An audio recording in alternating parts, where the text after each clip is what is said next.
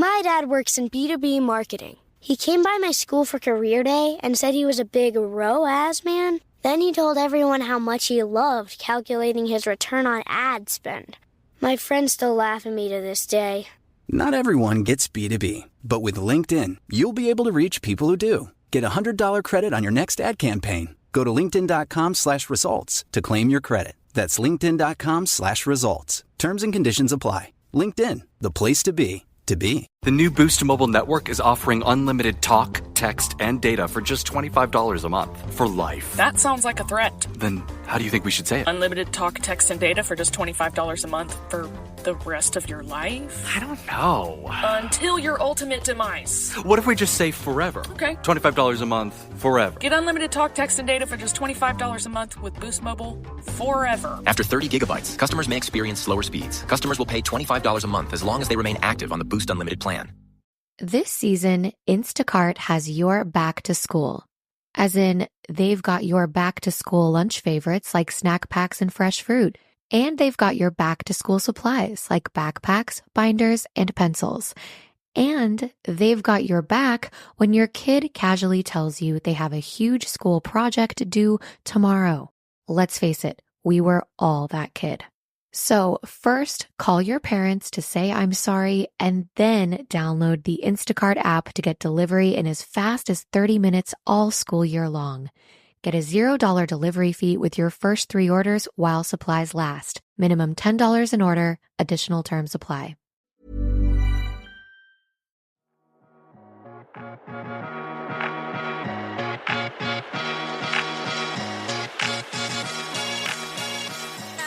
Hello, everyone, and welcome back to D-List Diaries. I'm Nicole. I'm Gina. And I'm Kirsten. So today is actually our first day recording video with the podcast. I'm not sure if we're going to end up using it because, per usual with us, we are having all of the technical difficulties, but that's part of the fun. So you might hear us, you might see us, but either way, thank you for tuning in. So ladies, hi. Before we go into anything, Gina, any updates with your car? Have we remained accident-free this week? We've remained accident-free. I'm waiting on the check for my insurance. So it's a private insurance. They send me a check. This is new to me. I've never done this, but they send the check and then I pick out a body shop and then I take it. So I have found a body shop, taking it in on Wednesday. I don't think I'll get it repaired till I think their first date was August 5th. Oh. So we're just, I had a friend go to breakfast with me the other day and she just had to crawl over my console because we can't open either of the passenger side doors. They are jammed. And here we are. So we're just making it work. It sounds like a fun adventure. At least you have a good friend that loves you, that doesn't mind like climbing over the console. Oh, just climbed right over. And then I also found out that Hank has a fractured tooth. No. So they're like, we can either extract it, which they don't recommend because I know, me either. They don't recommend because it's like he's such a big dog that his canines are kind of like his fingers. So like if he holds things, it's his canine tooth that's fractured. So we might have to start a GoFundMe because they'd rather do a root canal. And this is the best part. Put on this like titanium. Oh my God. Like almost like a veneer, but it has to be really, it can't be like my veneers because it would break in 3 seconds. So I don't know, but I was looking at videos and all the ones I see with titanium, they're legit silver. So he's about to be like a hood dog. He's going to have like a little grill. Yeah, he's going to have a grill. Oh my gosh. Good Hank. I'm like, can it be gold? I'm more of a gold gal, not silver, but it's so expensive, you guys. Like, oh my gosh, we'll have to start a GoFundMe for him, that poor guy. Hey, people would definitely donate to Hank. I really feel like Hank would raise so much money. You guys, this procedure is like over $4,000 for this tooth. Because they have to do a root canal, take it out, and then put in the new tooth. So, but I mean, I'm going to have to, even if he extracted it, he's such a big dog that I bet that would be like $3,000 to do that. Luckily, we have pet insurance. My dog has better insurance than I have, I think, at this rate. But That's what we're doing this week. You're spending a lot of money. We're going to have Hood Hank.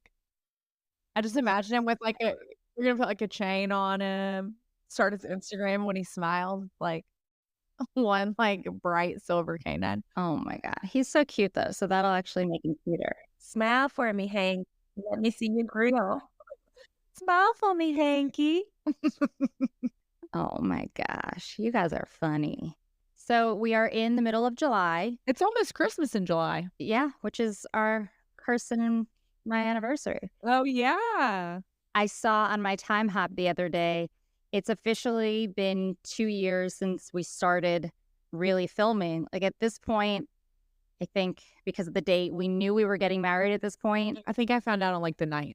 Yeah, I found out before 4th of July. And I think this day 2 years ago is when we went wedding dress shopping, because a few pictures popped up of all my options that I had. And it's like, wow, 2 years ago, we were shopping for wedding dresses to marry strangers. It feels like longer. It does. I found out a couple of days after the 4th of July, and like all of my friends were in town during the 4th of July, and they didn't have any idea of what was going on with me. Maybe like just one person out of a group of 10, no, 2 people out of a group of 10 knew what was going on with me, and they knew that I was on the show. And so when I was wedding dress shopping, the second dress I picked out, I knew it was the dress. Like I felt amazing. I tried on about 4 dresses and I was like, I want to try on. And my producer, she was like, take your time. This is going to be a special day for you. So don't rush. Don't feel like you have to rush. And I was like, I appreciate you. But the second dress I tried on, I was like, oh my gosh, this is it. It was so beautiful. And that was like, I felt amazing. I was like, I can't wait to walk down the aisle in this beautiful dress. But I was also still so nervous because I'm like, who is this stranger? Who is this man? That was like lingering in my head. I'm like, what in the world is going on? How is this happening? Because I think by that point we had done like, what would you guys say? Probably like a week of like true filming. When I say like something almost every day. Yeah. I think at that point we had done like a week of filming by the time we tried on dresses. And so you're like, this is crazy. Like we're really hopping. And like, is this our life now? This is like, okay, we're going to be here for 2 hours. Then you're going to do this. And can you contact these people? And how many people can come to this? And everybody get COVID tests. And you're like, what's going on? And so that was for sure a special day. I just remember that the girl that showed us our dresses was so pretty. Did you guys have that? Yeah, her name was Bella, that redhead. So cute. And it just felt like such an experience that I'll never forget. You like are getting used to being mic'd and stuff, like having like, okay, let me put my mic on. Like that was something we had to get used to. And the dress that I picked, I had to take off my underwear to wear it because it had like low slits on the side. So I couldn't have like a panty line. And I remember I was like, okay, I'm just gonna take these underwear off. And then my mic was on, so they got stuck like on my mic. And so Allie had to come in. This is like when Allie and I bonded for the first time. Audio, Allie. She had to come in and she was like, it's fine. It happens all the time. So she's like trying to undo the mic while I take my underwear off because I'm like, I don't know, I'm stuck. Like I don't really know what to do. And I just have that funny memory of like the first time that I was like, okay, this is the funny like blooper type uncomfortable things that just happen while you're filming. And like, I'll be out in a second. We're having a wardrobe malfunction because my underwear is stuck on the mic somehow. And I can't get them off without being unmiked. And then she had to put my mic back on like around my thigh with no underwear. And I was like, all right, this is just it. It's fine. I'm just going to go for it. Sorry about this. The one female audio engineer had to see us all naked 600 times. Because it was just like, exactly. Just going to get naked and you're going to put it on wherever it goes. I know. In life, I just don't ever really wear bras. Just like, I'd always be like, I don't know. Like, do you want me to somehow put a bra on? Like, to try to like put my mic on somewhere. I'm like, good luck. You're keeping them on their toes for sure. Exactly. They got creative. I know that people like when we give behind the scenes and just more into the process. So I thought we could just share what leading up to the weddings looked like and how much involvement we had. Because I know when I used to watch the show before being on it, it's like, how are these people planning a wedding? They find out they're getting married, they're planning a wedding, or do they just show up and they get what they get? So it was very interesting to me that before they even I'm pretty sure, correct me if I'm wrong, but before they even told us we were officially getting married, they asked us to fill out information on the wedding, right? That was before. There was like a wedding form of like you pick out, remember there were like 5 different styles of dresses, and it's like, what dress do you like? What catches your eye the best? Like A-line, all the other different options. And then it asks for colors, The theme. like color schemes. And then you had to pick whether you liked like modern. I forgot there was one that was nautical. And I was like, no, we're good. No shade on those that do nautical themed weddings, but we're not in Florida. It was like, it lists out all the like themes of what you could choose from. And any traditions. Remember, that's why they were like, do you want a drum line or do you... This won't surprise you, but I made an entire PowerPoint presentation. Oh I my just God. can't remember if that was before they told us we were getting married or after, because I feel like it was before, and I was thinking there's no way they would have us fill this out if we're not intending to be married. But I filled out a whole PowerPoint presentation. I had pictures of the dresses I wanted. They ask you songs that you want, cakes, colors, flowers, like all these different things. And they sent it to the guys too. So I would assume they take what we send and they look at what's feasible, and they work with the florists and the party planners and try to figure out, like, I know my wedding specifically, obviously I don't know what you guys put in yours, but mine was definitely based off of what was included in my PowerPoint presentation. Like the colors were kind of the same, the flowers, the little feather details. So I do feel like they took what I said into consideration. And the only thing they took from Chris's was the type of cake, but it was delicious. For mine, they did the same thing too, Nicole. And I think that's why my wedding felt perfect, because they did review everything that I filled out as far as like the music, the colors, the style of the wedding. Like my wedding was beautiful and I wanted it to look timeless. So I was like, if I look back 10 years on this video, then I want my wedding to look the same as it would look in the new time. So it's just like, it was a timeless wedding. The flowers, the floral, everything was just beautiful. The candles. And I was like, they were perfect. The cake was beautiful.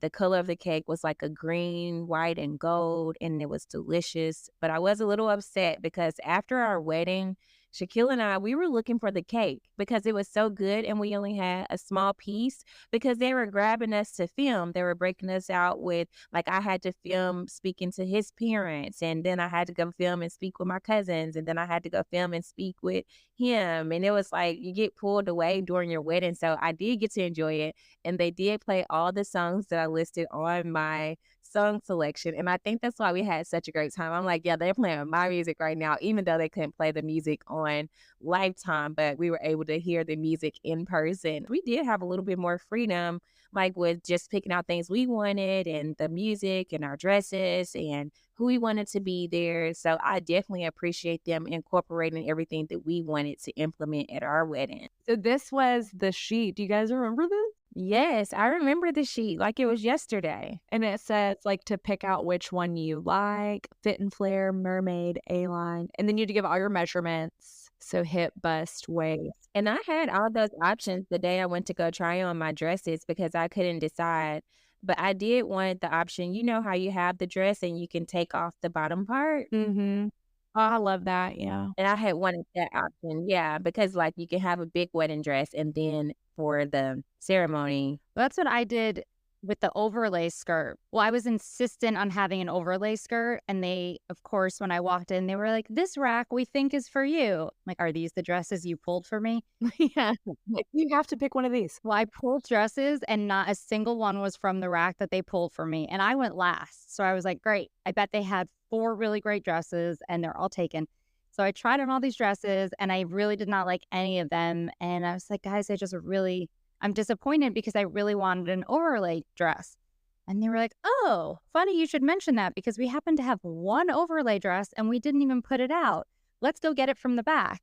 And I think that's why, because looking back now, even at pictures, I'm like, I don't even like this dress. I don't know what made me pick it. But I think because I was so defeated and then they came out from nowhere with this overlay skirt dress, it's like, oh my gosh, this was made for me. This is sent from heaven. So they had the one overlay skirt. But I would actually like to take the skirt portion and do something with it in the future when we do a vow renewal. Like the actual dress doesn't fit me. I don't care for it. But the overlay skirt was so pretty. I'm sure you can do something pretty with that. And even if you had your dress altered to your likings and then use the overlay dress, that sounds like it would be so pretty.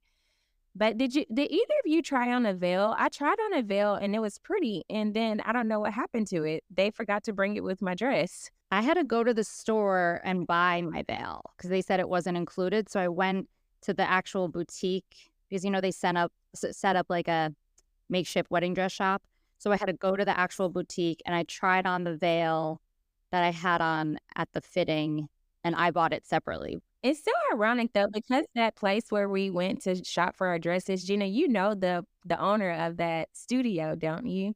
And I was like, when I went back again, because I went back for a photo shoot, I was like, wait a minute, I thought this was a wedding dress shop. No, it's a photography studio. They just made a makeshift wedding dress shop. They were going to film in the wedding dress store, but the building wouldn't let them. Oh. Yes, it was the Dosa Libra was the studio. So I knew that when I showed up there for dresses. That was also the day that I wrecked my car. In the dumpster. Did you have an accident before our retreat in Gatlinburg? No, that was the same one. I couldn't like get my car fixed because we were doing so much that I was like, I don't even know when to like get a rental car. Like that was weak. No time in between working and filming to try to get my car fixed. Oh, Gina. But those are like, it makes me want to go back and just watch the episode. But I feel like they didn't show the clips of me trying on each dress. I feel like they only showed the dress that I selected. But I don't think we need to see, like, it for us, it's nice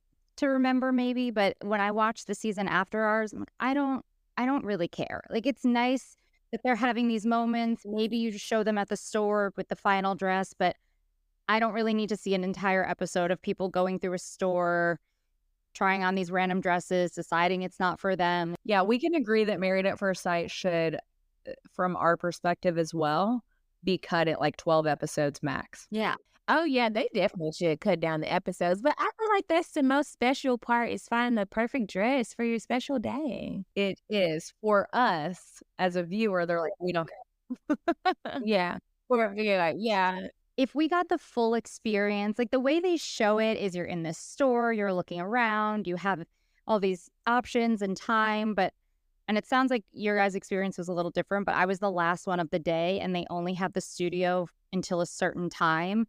So I was very rushed. And before they brought out that overlay dress, I was like, I'm not finding a dress today because I don't like any. And they basically said, like, you have to, and you have one more dress. And that's why they brought out the last one. But I left feeling like, okay, I don't know if this is actually it, but I'm just going to go with it. And they were supposed to have the seamstress come in. Are you talking about Sarah? Sarah, yes. Yeah. They were supposed to have Sarah come in and tell me if the dress could be fitted for me because it was like a sample size and it was extremely large. So they were supposed to have her come in and they didn't have time. So they were like, oh, she'll just figure it out. And I remember when I went to go see her for the first time, she's like, I'm going to do my best. And then I had 4 fittings in, I think, 3 days because I went to go try on the dress after the first fitting and it completely did not fit. Wow. Like, we both didn't know what to do. It was like, do we just get a different dress? But that wasn't an option. And I kept asking her, I was like, what are the other girls like? Because I could see your dresses, which I'm sure you could see.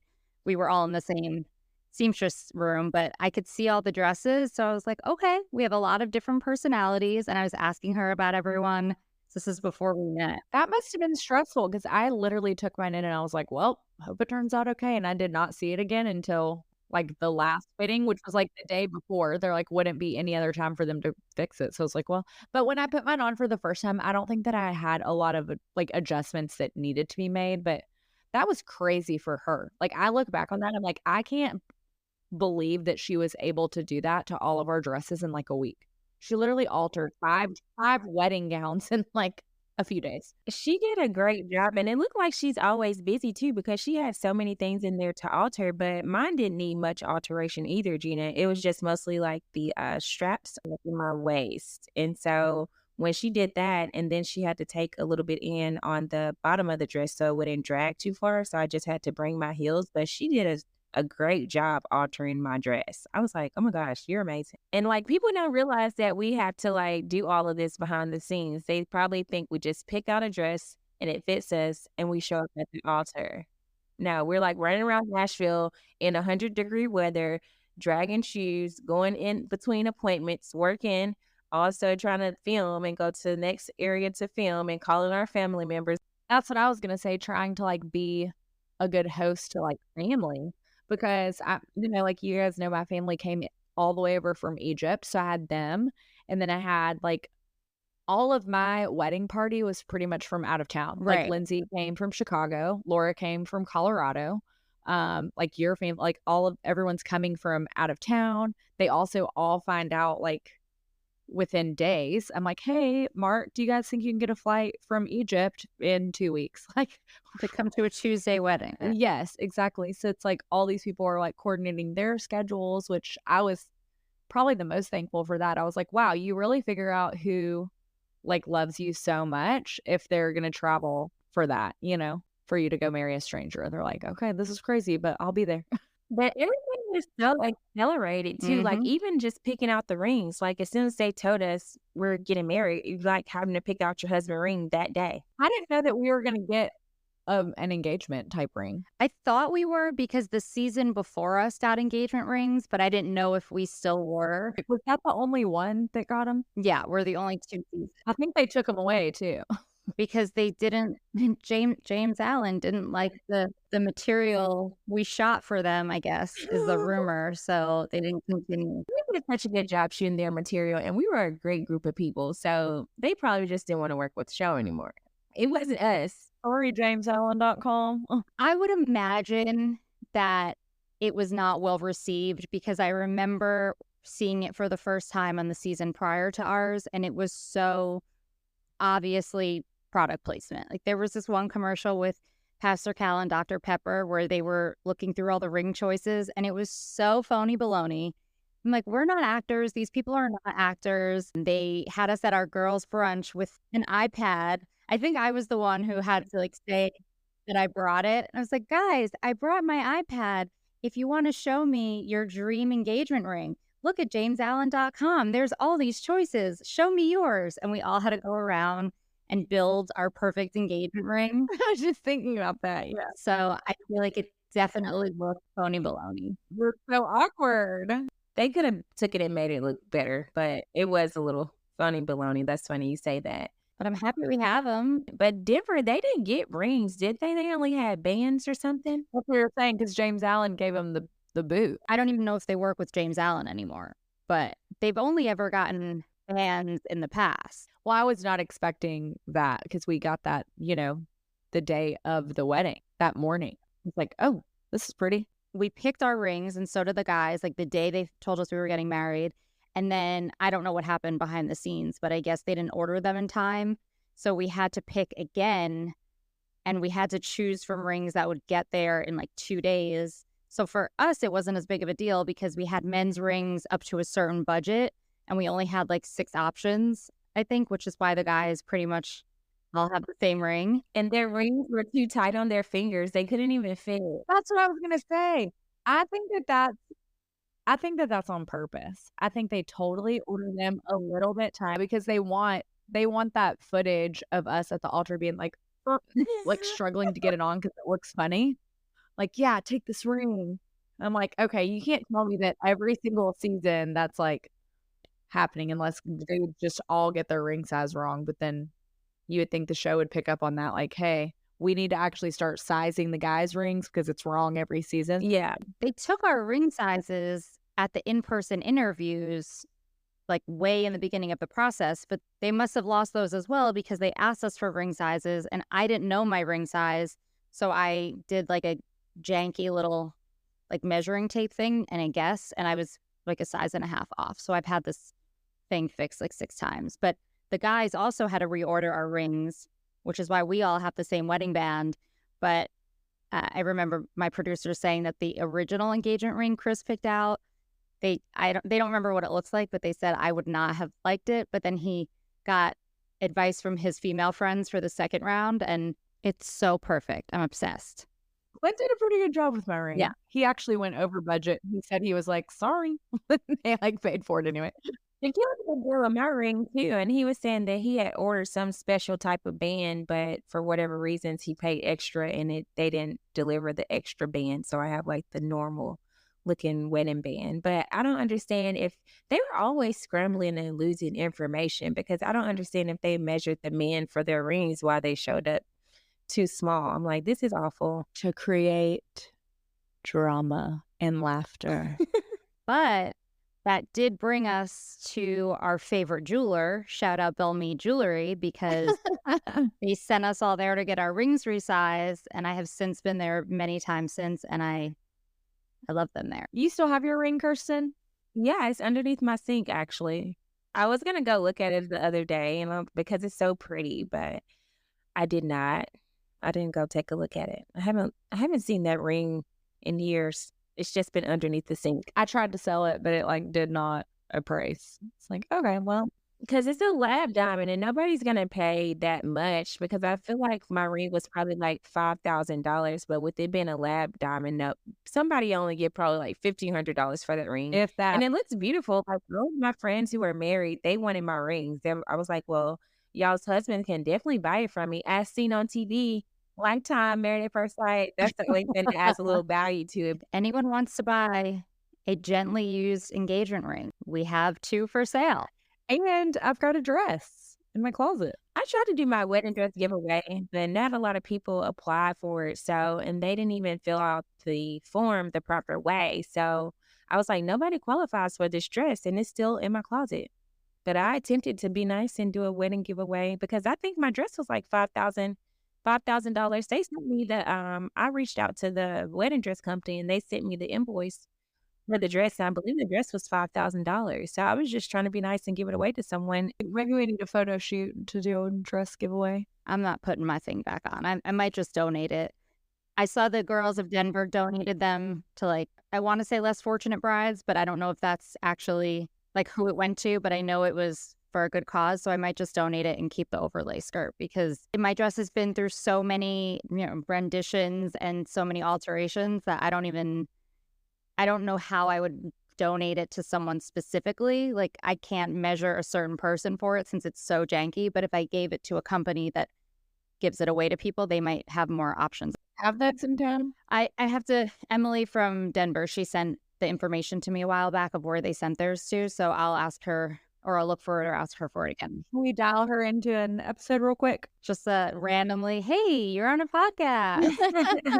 We should have her on, though, because I know she would love to tell her side of the story. And I'm sure people would love to hear from her since she ended up being so controversial towards the end. But I still find her to be a very sweet girl. So I would love to have her on here. Oh, yeah. And you don't ever know who anyone is on television.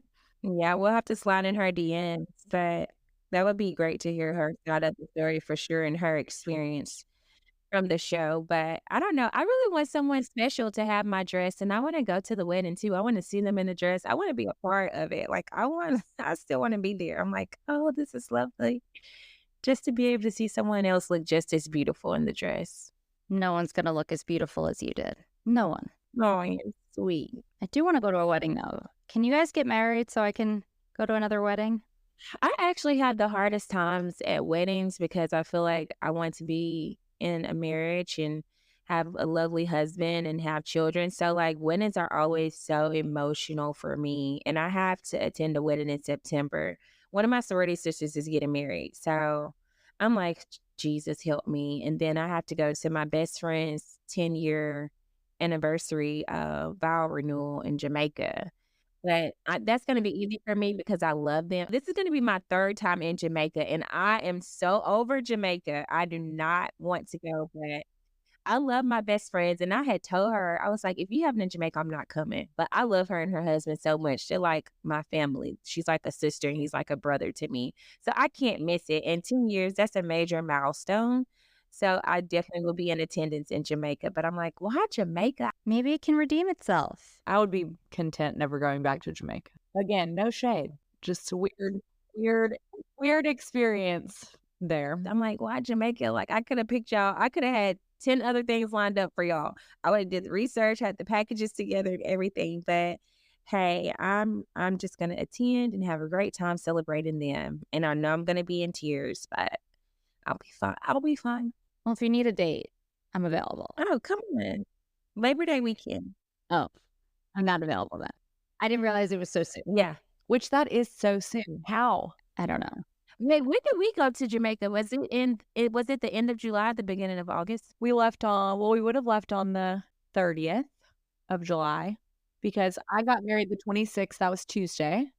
So 27th, 28th, 29th, 30th, we left on the Saturday. So I'm going to look it up right now. Yeah, that sounds about right. Interesting. Only certain things are updated in my phone calendar. I'm unsure why, but the first thing I really have written in is the day that Charlie was allowed to move back in with us. You said that Charlie what? When Charlie was allowed to move back in with us, that's like the big day on my calendar. Because, he had to live away from us for a full week. Aww. He lived with my dad, but...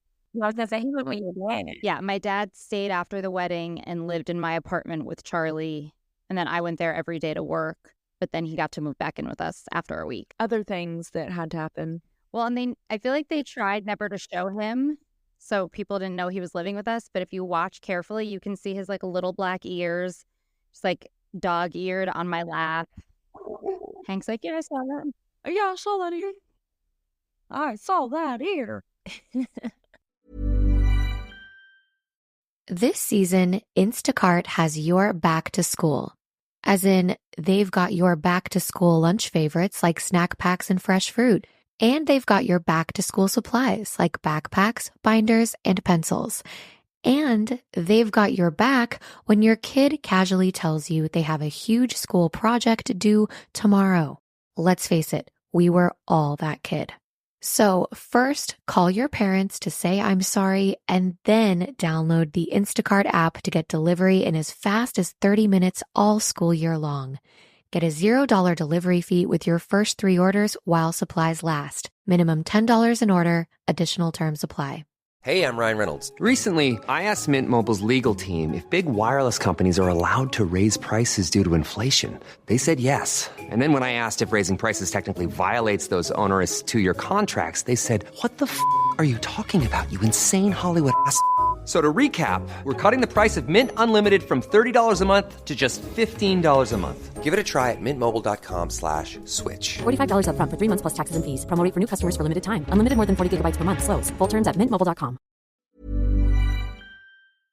I just remember telling my family and revealing to them that I was getting married.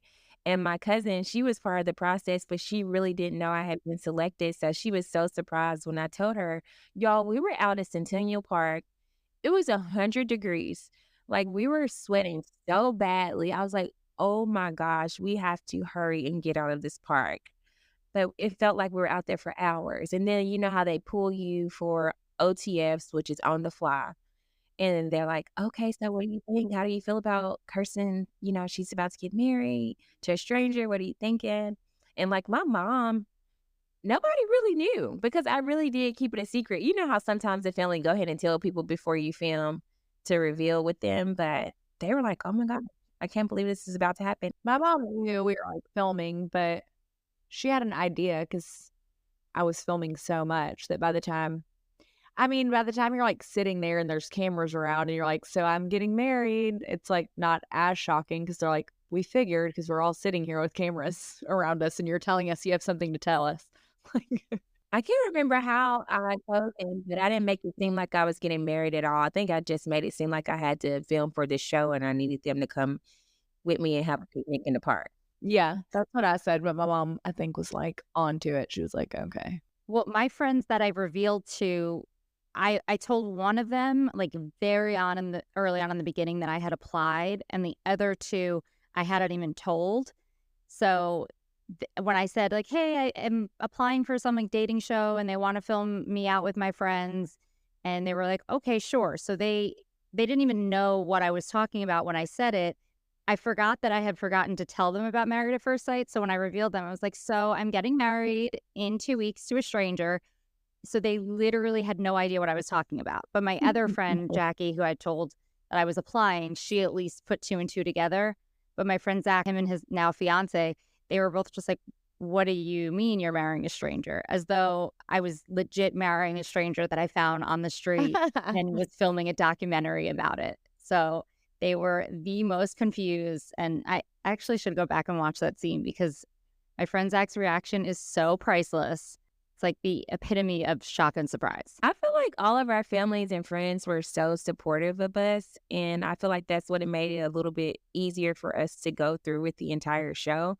Because you have some seasons where their friends and family are totally against this idea and they're not supportive and they don't show up and they don't attend the weddings. And so I'm like, I'm grateful that all of us like were able to experience this together and that our families were so supportive and like there with us every single step of the way. Because my friends, they were checking on me daily. They're like, are you okay?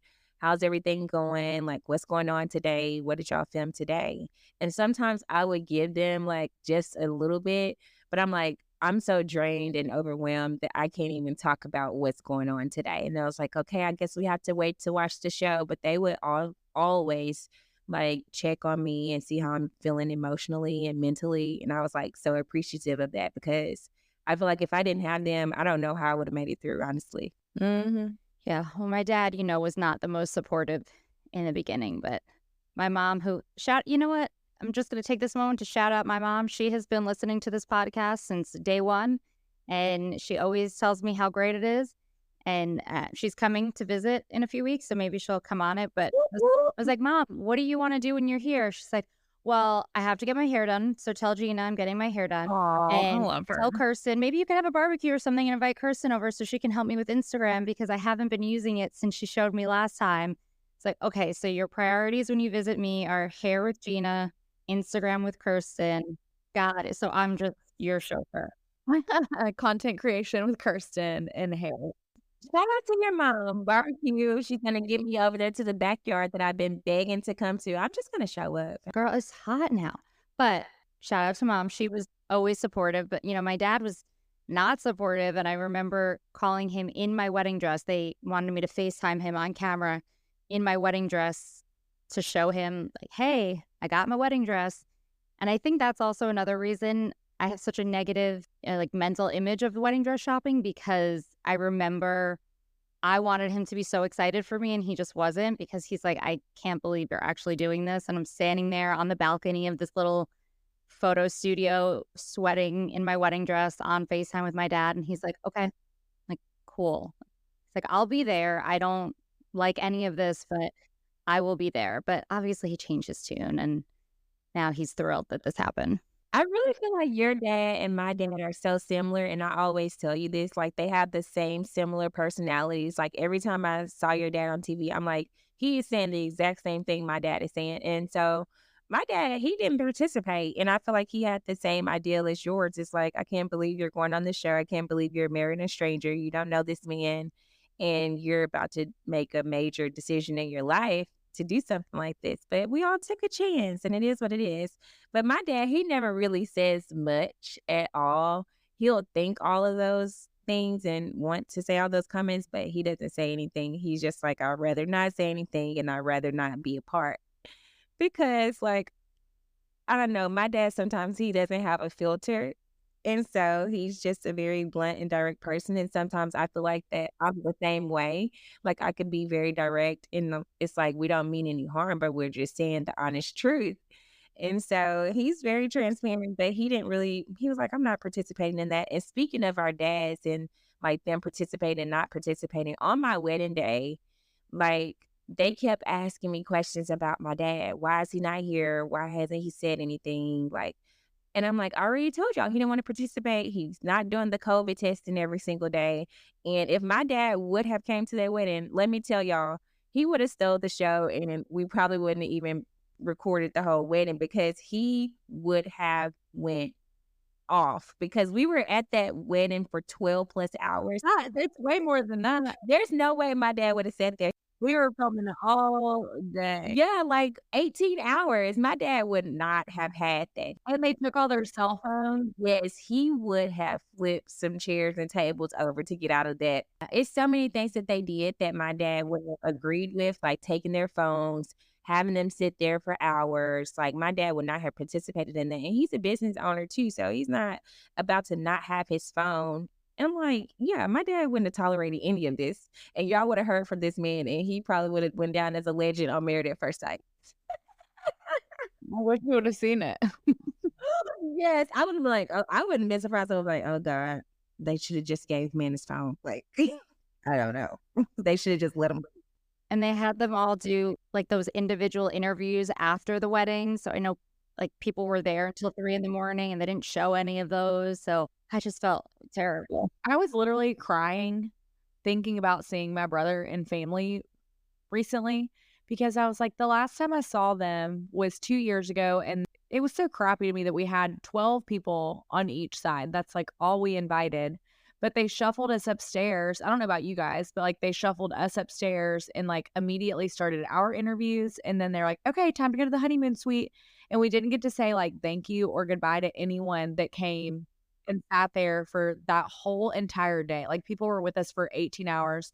Didn't say goodnight to any of my best friends. Didn't say goodnight to like my brother who literally flew his whole family from Egypt. It was just like, and I know they understood like it wasn't our fault, but I was still like, this is like they came and supported us all day. Like at least just give us 10 minutes to be like, hey, thank you guys for coming. Like I love you guys. And so I was really nervous that I wasn't going to get to tell them bye at all. Like I was like, they're going to leave to go back to Egypt and they've just come and done it. And I have no idea when I'm going to see them again. And I'm like going through the emotions of like filming and all of that. And so I was so thankful because when we did the filming the following day with the brunch, like the family, the brunch, I was just told I was going to meet Clint's like family and I didn't know that my brother and family were going to be there. So it was like transitioning over. So they were still there. So I like saw them and immediately started crying. I was like, I thought I wasn't going to get to say bye. Like, I was like, so sad. I was like, I didn't know I was going to get to like hug my nieces. And I'm glad you did. Yeah, because it had been, I mean, last week was 2 years since the weddings and since I'd seen them since they lived overseas. And my brother and I were talking about it. We were like, it's so weird because typically when he's there, like in Germany, I'd go and visit. But with Egypt, it's like they moved and then we were filming that entire year, truly, from like the weddings until the following May. So it was like not really an ideal time to also take a trip to Egypt. And then I opened the salon like truly and started building right after that. And they were back by the following like February. So there was no real time to like go over and visit. So it had been 2 complete years since I had seen them. But I remember being so mad. I was like, wow, we didn't get to say goodnight or like thank you to any person that came. That's not fun. Yeah, and I think that they should definitely keep that in mind, like going forward on the rest of the weddings. Like at least let us do a toast at the end and wrap everything up, and then y'all can pull everybody and ask for on the fly and everybody's thoughts afterwards. But I mean, that's common courtesy to thank everybody for coming out and spending a full day, 19 hours with us. Yeah. Just want to give everybody a hug. I will say though, this is unique to me, obviously, because Chris and I are still together, but I felt so bad that everyone was staying up to do those interviews, but it worked out for me a little bit because all my friends and family and all Chris's friends and family were in like not all of them, they took a few at a time, but they were in a holding room or a suite upstairs until they did their interviews. So they really got to sit and chat even more than at the wedding. So it's funny now because I'll be talking to my dad and I'll say something about one of Chris's brothers, like, oh, we're going here to visit, ex-brother. Do you remember him? He's like, yeah, we had an hour-long conversation. We were waiting for the interview and he told me this, and that. So I do feel like they got to spend extra time together. And for me, that's beneficial because now I feel like our families have known each other for a really long time, even though they've only met like, once or twice in the span of 2 years, but I wish they could have gotten to know each other in a different setting, not sitting on a hotel room floor at 4 a.m. I mean, that was a great time spent together. At least they were on the floor at the Conrad and not at a hotel inn. I will say that. So that was a great time for them to bond with each other. My family and Clinton's family like loved each other. By the time I even met them, they were all like friends. I was like, because they'd been sitting there for like 2 hours waiting pretty much all day for us to get ready and film all the pre-stuff of us. I feel the same way. Like Shaquille family and my family, it felt like a family reunion. They were talking about going down to Louisiana for some type of football game or festival. I was like, y'all already making plans? Y'all just met. Yeah. I'm like, y'all just met each other 5 minutes ago. Y'all talking about making travel They'd already plans? sat there for That's 3 hours. I was like, well, let me get to know this man first before we travel to Louisiana. Yeah, it's like if you're stuck in an airport for 4 hours at the same day, you're like, well, I guess I'll just get to know who's here. Like, you start building friendship. And the bar was open, which I didn't realize. So when we got married, like had the actual ceremony, I was like, oh, people have been drinking, but not eating. Because my stepdad is a diabetic. And I remember my producer was like, tell him to bring a snack or something. I'm like, I'm not going to tell him to bring snacks. But thankfully, so I ignored it and I told my dad, I was like, isn't that silly? He's like, no, tell him to bring snacks. So I said, bring like a granola bar or something. And thankfully he did, because literally a diabetic man and they hadn't fed him for hours. And he's like, good thing I had my little bar, but he wasn't drinking. So he's fine. But everyone else was drinking. So I didn't realize that everyone else was just drunk and hungry. That was always a hot topic too. People would be like, did you like drink a lot while you guys were filming? I'm like, no, I did not, because I know I'm not about to look crazy on TV. I want to be in control of my thoughts and what I'm saying. That's how I felt too, Gina. That was funny that I read that article that you sent us on like the Love Island, that they only are allowed one drink. I was like, oh, that's interesting, because that show you'd think that they would be wanting them to drink too. Like you hear about like the Bachelor or Bachelorette, like they're like doing their rose ceremonies at 5 a.m. and they're just loading them down with alcohol so that they're really emotional. I never felt like I was pressured to drink doing Married at First Sight for sure, but it was like you could drink as much as you wanted. The only time I drank the most was when we were at the honeymoon, when I was drinking that lemon drop when we were in the group settings. I was like, keep these lemon drops coming. I was like, because I don't know what this night is going to be about. I need to calm my nerves. But sometimes it just depends on what type of mood I'm in when I'm drinking. So when I was drinking at that honeymoon, I was more so in a calm mood. But I didn't drink that much on the show at all. Like you said, Gina, I wanted to know what I was saying and how I was feeling. And I didn't need anything to alter that. Because, like, if I'm having a good time and if I start drinking when I'm having a good time, oh, I'm going to be on 1,000. Like, everybody's going to have a great time, or either people are going to be annoyed because they're not on my level. So I was like, this is the only time that I'm probably going to drink as much as I'm drinking. But I read the article, too, that Nicole sent us. And it just seemed like they were in, like, a pretty prison on that show. I sent the girls an article. I think it was 24 rules that Love Island contestants have to follow. And it's interesting because my number one question is always, who makes the beds every day? Like, do they have someone come in, change the sheets? Because they're always swapping beds. And it says that they're responsible for making their own beds. But I need to know, like, are they changing sheets daily? Or do they change them once a week? Or when they swap couples? Like, what are the sheet changing rules around there? Or do they just pull the sheets up? They probably have to wash the sheets themselves. I don't know. Like, is someone doing laundry? Well, they can only pack those 2 suitcases, which that is a good amount of clothes if you're washing them. They never repeat outfits, but their outfits are also like the size of a Barbie dress. So that's what I was going to say. Their outfit, it's like a paper towel. Like they can fit that in their 100 pounds of luggage that they're allowed. And then some of them are not there for that long anyway. So some of them are only there for maybe like 1 or 2 days. But they don't know. And then they send them, it looks like they send them back to their moist hotel. Oh, yeah, because they send them back to the other place that's, near the island. So speaking of Love Island, Kirsten, update us. Have you been watching? So, yes, I have been watching Love Island, and it's like the women on there, I feel so badly for them because when they start crying, they get so emotional and they really like a guy and the bombshells come in. I'm like, oh my gosh, this is very dramatic. Like, I couldn't even imagine connecting with someone And then another woman comes and kisses both of the guys that they're interested in. And then the guys go stand with them after building a relationship. I'm like, absolutely not. I would lose it. I would lose it. I couldn't be on there. He hasn't gotten to Casa Amor yet. You just wait. This season is messy. Oh, no. I couldn't do that. A lot of tears. But do you notice how whenever they kiss, they're like, let's zoom in, let's up the sound and get the tongue action. That's what it sounds like. And sometimes they're like straight up, like one girl was like licking, like her tongue was straight up out and the other guy's tongue was on. I was like, oh, who kisses like that? Is that like is that what the kids are doing these days? Because I am not about to kiss like that. That's what the kids are doing. They're zooming in. Yeah.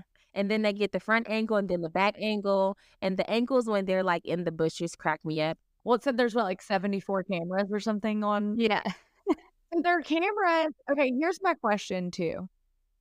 Is there a camera crew or are they all just like security type cameras in different walls? Like is there like a crew editing and like kind of directing the cameras to like follow people? Or are they cameras that are just like robotic electronic ones that just follow, like they're just everywhere? It sounds like they have film days. So it is cameras there, like people with cameras. And then they also have the cameras throughout the villa. So I feel like they're catching both, like they're catching all angles from all the cameras. Just based on, knowledge now of camera angles and stuff, I feel like when they direct them to have chats, like, hey, Kirsten, Gina, why don't you two go talk in Soul Ties or on that bench, like where they know they have those cameras. And you can see the big white, like. Yeah, and you can see them like moving. But I would assume that they have a camera crew for when they're like walking around the villa from place to place or even doing the challenges. But I think they have designated areas where they know they have every angle covered. And that's why they wear those necklaces, which before filming, I was like, why are they wearing these dumb necklace mics? And no other show has this. Just put a freaking mic pack on them, but they just have them on so they can clip them on and just turn it on easily. They don't have to set it up and hide the wire. I bet they have camera people during their OTFs when they sit back and talk because you can tell people are asking them questions. But yeah, that's interesting. I think that, and maybe on those chill days that they don't have anyone, they just are like not really, they're just probably telling them like, hey, we're not going to use this footage. Like the cameras aren't on. And they're not mic'd. So they're not mic'd, yeah. We did see one angle where, what is it? Daya? She's like sitting at the kitchen talking to Kendall and you never see her face. And we were like, oh, I guess there's not a camera around right there to get what she's saying. And then all of a sudden it clips from like one really far away so you can kind of see her talking, but it's not a zoomed up angle. It's like the back of her head the whole time she's explaining to Kendall how pissed she is. And then all of a sudden it's like a camera 6 feet away from her, like kind of looking in. So I was like, yeah, I guess it probably isn't people walking around the villa filming them. It's like actual, like Love is Blind, like the cameras are in the walls. They're all doing things at the same time. So think about when we did group things, we would have 8 million cameras on us as a group. But when we broke apart, they would be very intentional. Like, okay, this is the girls talking. These are the few couples or breakouts. But with them, if they have 20 people, 15, whatever people at a time, all having different conversations in different areas, they're not going to have an entire camera and sound crew following them around. They have to be able to clip in between, like have people editing. Yeah. And finding good snippets of stuff. Yeah. Right. Yeah, it's so obvious now because we filmed before. So we can always tell like when it's a camera guy or when they're having breakouts, like, okay, all the girls come over here and talk about what just happened between these two. Like, how are you feeling? And all the guys come over here and talk about, and then it's like, hey, you go over there and talk to him and make sure he's okay. It's so funny, like seeing that. That's what that article is cracking me up about how it's like everyone, that's the question, is like, is it scripted? Is it scripted? Everyone wants to know. You're like, no, it's not scripted. It's just encouraged and prompted. It's like, hey, no one would ever really grab someone and go have that conversation. Right. So they definitely have a big, probably producer crew in there with them all the time. You never see people in the background. Yeah, I'm like, how do they hide these people walking around in there? it makes me think about like our 1 year anniversary and like us meeting to talk at brunch, like how on TV they just see us, but like while we're filming, we see the production crew and we're hearing everybody and seeing the phones go up, like talk about this, talk about that. When we watch any TV show, Chris likes to play producer on the other end. So if we're watching, like, let's just say Love Island, and it's like, oh yeah, it felt great when he said that he wanted to match with me. He'll be like, so how did it feel when so and so said he wanted to match with you? He plays the producer asking the question, and it's so funny because being on the other side of it, you realize how, again, not scripted. Like they're not telling you what to say, but they're asking a leading question. So and you have to respond in a full sentence. Like you can't just say it felt good. Say it felt good when he told me X, Y, and I Z. used to love, like, sometimes Quentin, he could get me going. Like, he could get me going. If he's asking me certain questions, and he used to love it, too. He was like, oh, yes, this is the person I love to see. He'll ask me certain questions like, okay, what did you think when Shaquille did X, Y, and Z? Like, how did that make you feel? And he, like, made me feel like I was talking to my friends on the phone, like, girl, let me tell you what this man did. He acted crazy. He was just, like, overreacting, trying to make it seem like I was asking for something astronomical. I'm like, this man is crazy. It's him, not me. They did a Harry Jowsey interview, or maybe he did it on his podcast. And he was saying, like, when the producers ask you, they also look like ours. I don't think really did this, but he said on they're excited. Yeah, they're like, so what do you feel about that? Like, how do you feel? Tell me how you're feeling about your relationship. And so then when you respond, you like automatically mimic. And they're like, oh, yeah. How are you feeling about that? And like your facial expression is going to change. I'm like, it's so tricky. Like, they always get you. It is. And it makes me mad because it's like your emotions keep going up and down per their questioning, per their facial expressions. I'm like, do not do this to me today. The psychology behind it, they really get you. I honestly, there's got to be some liberal arts college out there that teaches the psychology of reality TV, because I know what Harry interview you're talking about, and I can't remember what he said, like why he mentioned this, but he said something about how when you do those interviews, the producer they stand to the side, but you have to look straight ahead. But sometimes, like if you notice people looking over because the producer is standing on the side. So I don't know if that's just a logistical thing, because where else would the producer stand? But why can't the producer just be behind the camera or in front and under it? In broadcasting, they taught us, like, it's the closest eye contact to the center of the camera lens. Like, if you go under, you'd probably look kind of crazy because you'd be like looking. Like you'd be looking down if they're under, or like up, like your face would be like up like this. But if they're as close as they can get to the center, it looks creepy to talk to the camera, like to talk right at it. And so it's going to look the most natural if you're like just barely off center, like talking. Okay. Your head's still centered to the camera, but your eyes aren't directly in it. Huh. Okay. I thought it was just another mind game, because I remember they would always say, like, guys, look to the left, girls look to the right. I'm like, oh, what is the psychology behind that? If you look directly in the camera, it's like real weird. I guess I just never thought about that. That makes a lot of sense. Yeah, it really does. And once again, all roads seem to lead to Love Island. So, Kirsten, thank you for finally watching so you could be in the know with us. And I think you will really enjoy watching when you get to Casa Amor. But I know we keep saying we're going to have special guests on the show, and I promise we will. Scheduling in the summer is not as easy as you would think, but we're working on it. And I can't believe this is episode 7 of our podcast and 2 years since our wedding. But it is kind of interesting because now everything will be 2 years since X happened, 2 years since Y happened. So we'll be able to give a little update every week on what were we doing 2 years ago today in filming land. So yeah. Thank you for listening, ladies. It has been a pleasure talking with you as always, and I can't wait to talk to you again probably later in 5 minutes. So that has been another episode of D-List Diaries. Thank you guys for listening. Make sure to subscribe, like, comment, reach out to us on Instagram at D-List Diaries, and let us know what you think. Final words, ladies? Anything else? No, just thanks for always listening in. Thanks for listening, guys. I'm proud of us for staying consistent. Cheers to episode 7. All right, everyone. Bye. Bye. Bye.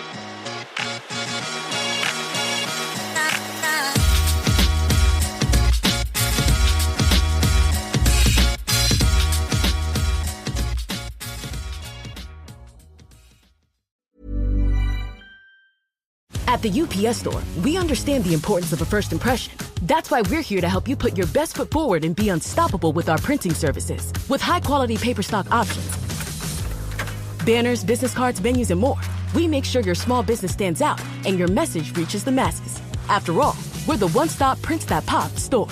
Most locations are independently owned. Product, services, prices, and hours of operation may vary. See Center for details.